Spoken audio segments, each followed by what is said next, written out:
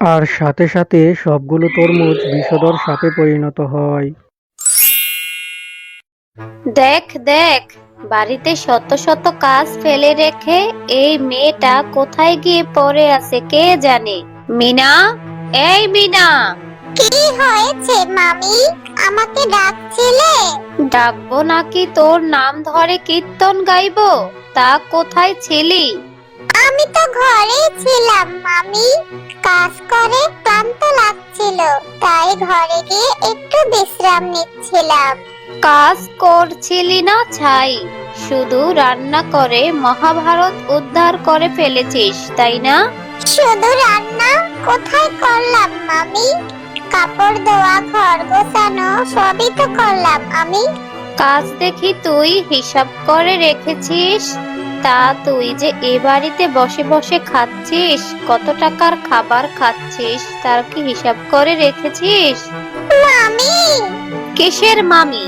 তোকে এ বাড়িতে রেখে বিনে পয়সায় খাওয়াচ্ছি পরাচ্ছি, এটা তোর 7 জন্মের কপাল। আর এখানে থেকে তুই একটু কাজ করছিস, আবার সেই কাজের হিসাব করে রাখছিস। আমি হিসাব করিনি মামি। তুমি জিজ্ঞেস করলে তাই বললাম। আচ্ছা বাদ দাও, বলো আমাকে কি জন্য ডেকেছিলে? কেন আবার? ঘরের মধ্যে যে কাপড়গুলো পাল্লা হয়ে আছে সেগুলি কে ধোবে? আমি। আমি ধুয়ে দিচ্ছি মামি। এরপর মিনা এক বালতি কাপড় নিয়ে চলে যায় পুকুর পাড়ে ধোয়ার জন্য। কি রে মিনা, কেমন আছিস? সকাল সকাল এক বালতি কাপড় নিয়ে চলে এলি পুকুর পাড়ে ধোয়ার জন্য? আছি ভালো কাকিমা। এখানে মামা মামির কিছু কাপড় আছে, সেই কাপড়গুলি ধোয়ার জন্য এসেছি। কি বলছিস মিনা? এতগুলি কাপড় ধুলে তো তোর ঠান্ডা লেগে যাবে, তুই অসুস্থ হয়ে যাবি। আমার কিছু হবে না কাকিমা। যার পৃথিবীতে বাবা মা নেই, তার অসুস্থ হতে নেই। হ্যাঁ রে মিনা, তুই এত কষ্টের চেয়ে কোথাও চলে যেতে পারিস না? তাহলে তো তোর কষ্টটা একটু কমে। আমার যাওয়ার জায়গা কোথায় কাকিমা? বাবা মা মারা যাবার পর ওই বাড়ির সবাই আমাকে মামা মামির হাতে তুলে দিয়েছে। আমি কোথায় যাব কাকিমা? আমার যে যাওয়ার কোনো জায়গা নেই। পৃথিবীতে বাবা মার চেয়ে আপন আর কেউ হয় না মিনা।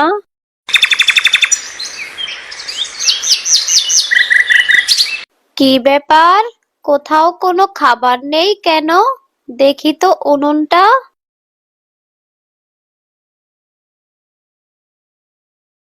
উনুনে তো আগুন ধরানো হয়নি, তার মানে মিনা আজকে রান্না করেনি? এত বড় সাহস! এত বেলা হয়েছে মিনা রান্না করেনি। আজকে ওই মিনার একদিন কি আমার একদিন। আর তখন রেগে মুন্নি শিয়ালিনী মিনার ঘরে যায়, আর গিয়ে দেখে মিনা কম্বল গায়ে দিয়ে ঘুমাচ্ছিল। আর মুন্নি শিয়ালিনী রেগে এসে মিনার গায়ে পানি ছুঁড়ে মারে। আহ! এ কি মামি তুমি? কেন, তুই কি তোর মরা মাকে ভেবেছিলি নাকি? এভাবে কেন বলছো মামি? আমার শরীরে অনেক জ্বর, তাই আমি ঘুম থেকে উঠতে পারছি না। এই অবস্থায় তুমি আমার উপর ঠান্ডা জল ছুঁড়ে মারলে? ঢং করছিস ঢং তুই আমার সাথে? ঝড় নেই বৃষ্টি নেই, জ্বর তোর শরীরে উড়ে এসেছে? আমাকে গাধা পেয়েছিস নাকি তুই, হ্যাঁ? কাল সকালে এক বালতি কাপড় ধোয়াতে আমার ঠান্ডা লেগেছে মামি। নেকা, সকালের রান্না করিসনি কেন, হ্যাঁ? এখন আমি কি খাবো? তোমাকে তো বলেছি মামি, আমি উঠতেই পারছি না। আজকের রান্নাটা তুমি করে নাও না মামি। কি, তোর এত বড় সাহস আমাকে রান্না করতে বলিস? দাঁড়া, আজকে তোকে দেখাচ্ছি মজা।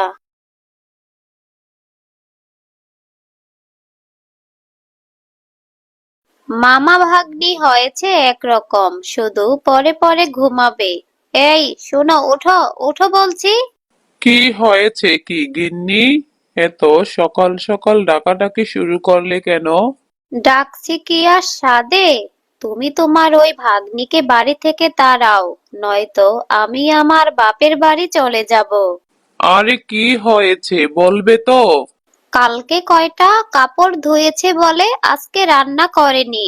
আমাকে বলেছে রান্না করে খেতে। আহ, এই মেয়েটাকে নিয়ে তো আর পারি না। কয়দিন পর পর এই বিচার আমার আর ভালো লাগে না। কি করবে আমি তোমাকে বলে দিচ্ছি, তুমি এখনই মিনাকে গিয়ে বলবে তুমি ওকে আর খাওয়াতে পারবে না, ও ওর নিজের ব্যবস্থা যেন নিজেই করে।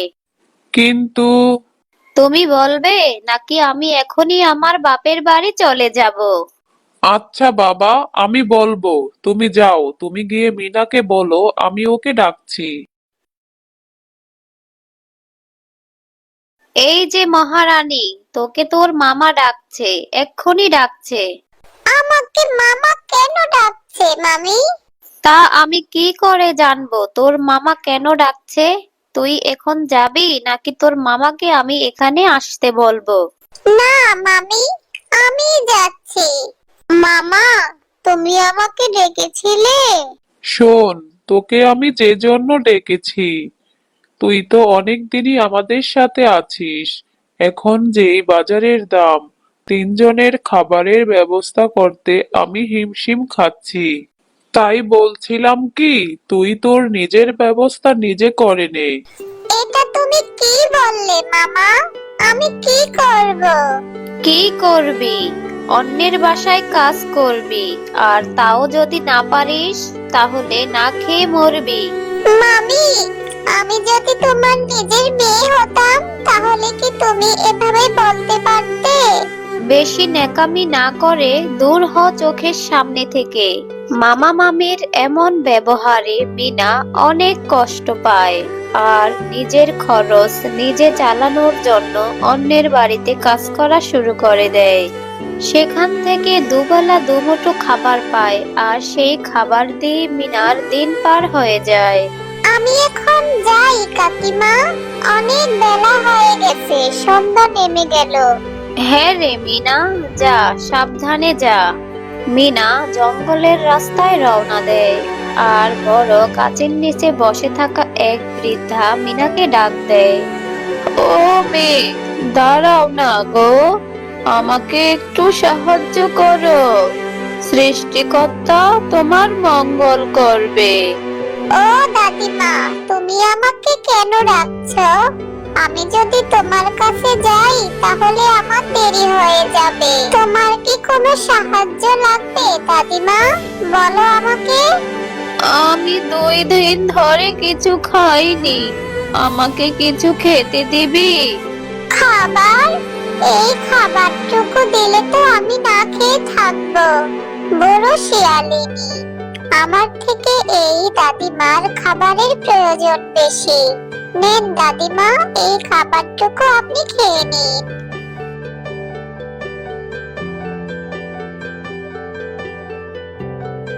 আমার প্রাণ বাঁচালে মেয়ে, নাও এই বীজগুলি তুমি রাখো।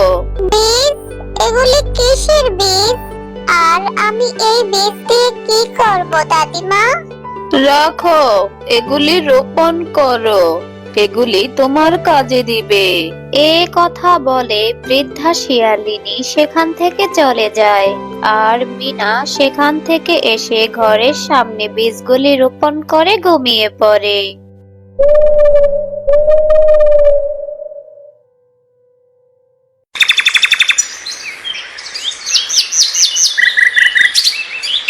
কত বড় সাহস আমার উঠোনে গাছগাছালি রোপণ করা! আমি তা কখনোই হতে দিব না। কি হয়েছে মামি? সকাল সকাল এত চিৎকার কেন করছো তুমি? চিৎকার করব না? তুই আমাদের উঠোনে কেন গাছ লাগিয়েছিস? তুলে ফেল এক্ষুনি। আরে আরে, গতকাল রাতেই তো আমি এই বীজগুলি রোপণ করেছিলাম, এক রাতে গাছ হয়ে গেল। কিরে মিনা, কথা কেন বলছিস না? ঘরের সামনে গাছ রোপণ করলে কি হবে মামি? তোমরা তো আমাকে আমার নিজের খরচ নিজে চালাতে বলেছো। আমি যদি আমার নিজের খরচ চালাতে গাছগাছালি রোপণ করি তাতে কি হবে মামি? আমি যখন বলেছি আমার বাড়ির সামনে গাছগাছালি রোপণ করতে দিব না মানে দিব না। তুই তুলবি না আমি কেটে কুটে ফেলে দিব। ঠিক আছে, আমি তুলছি, আর কিছু করব না তোমাদের আঙিনায়। এই কথা বলে মিনা গাছগুলি তুলে ফেলে আর গাছগুলি নিয়ে এসে পুকুরে ফেলে দেয়। কিচ্ছু করব না আর তোমাদের আঙিনায়। বাবা মা বেঁচে নেই বলে তোমরা আমার সাথে এরকম করছো। দেখবে এই শাস্তি তোমরা একদিন ঠিক পাবে। যাই, তাড়াতাড়ি গোসলটা সেরে কাজে যাই। কাকিমার হাতে অনেক কাজ, তাড়াতাড়ি যেতে বলেছে।